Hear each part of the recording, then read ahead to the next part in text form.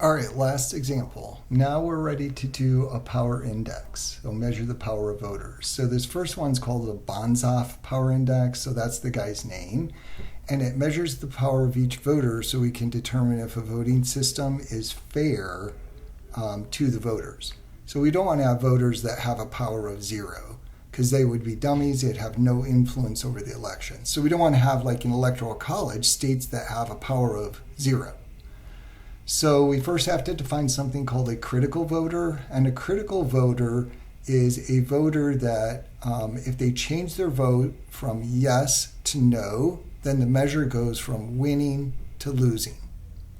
So here's the steps to calculate a Banzhaf power index. So you list all your possible coalitions, determine the winning coalitions, determine the critical voters in each coalition.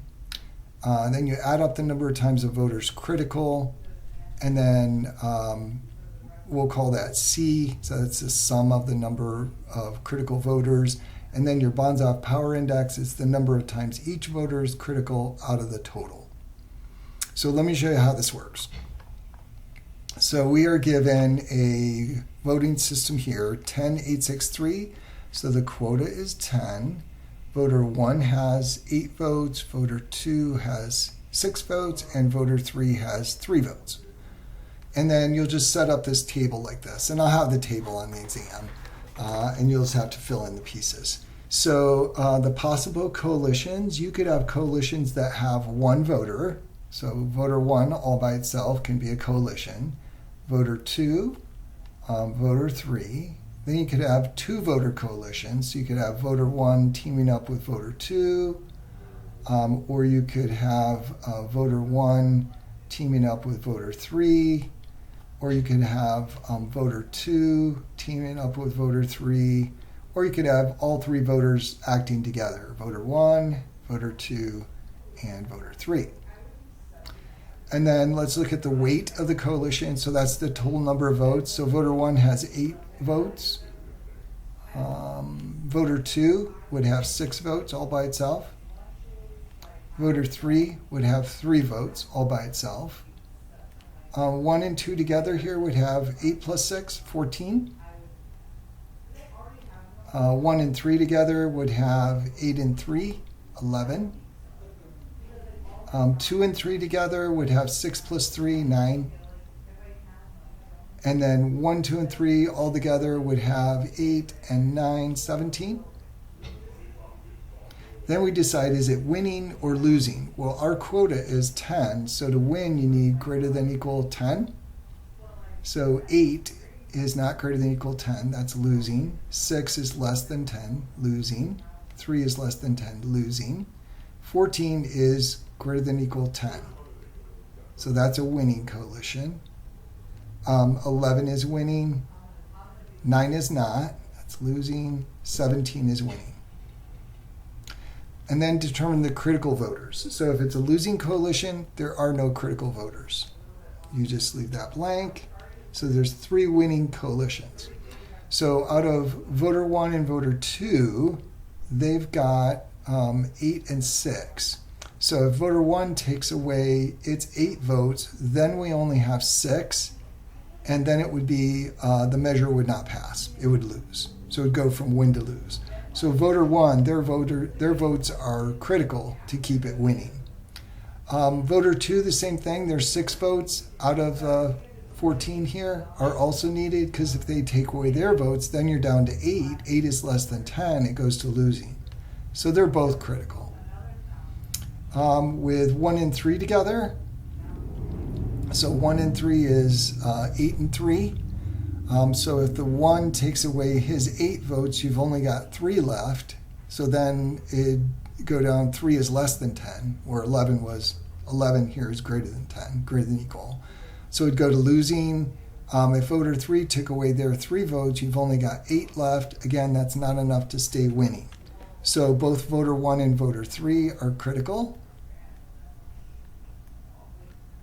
And then with voter 1, voter 2, and voter 3, so you do all 3 together here, let's look at voter 1. If they take away their 8 votes, we're left with 9. 9 is less than 10, and it would not be winning anymore. We need to have at least 10. So voter 1 is critical.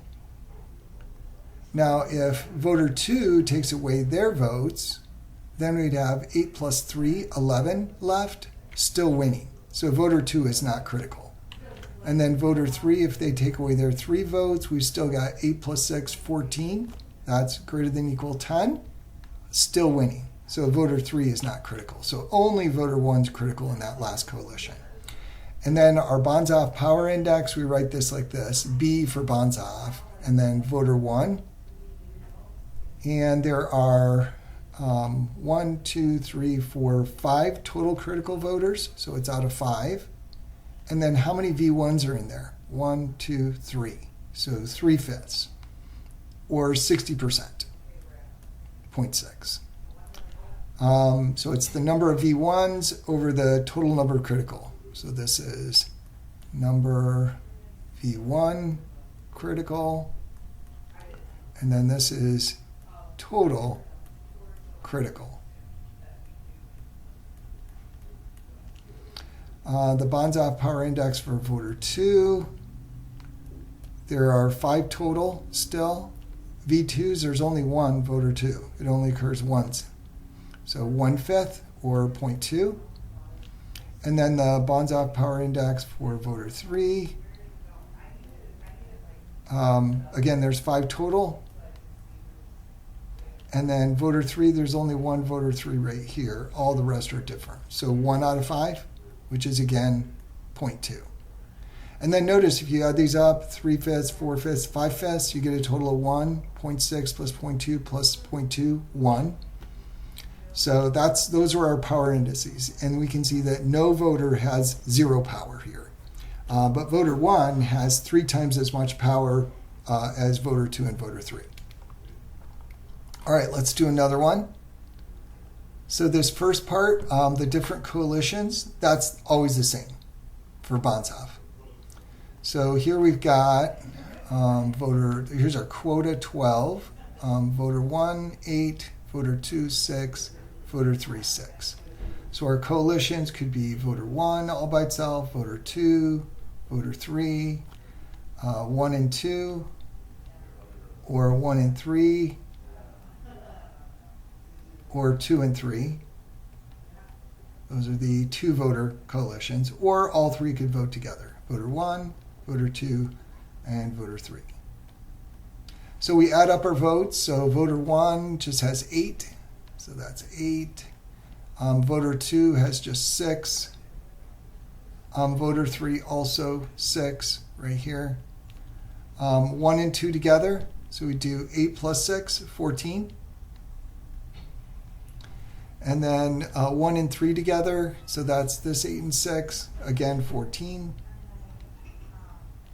2 and 3 together, so that'd be 6 and 6, 12. And then all 3 together, 12 and another 8, 20.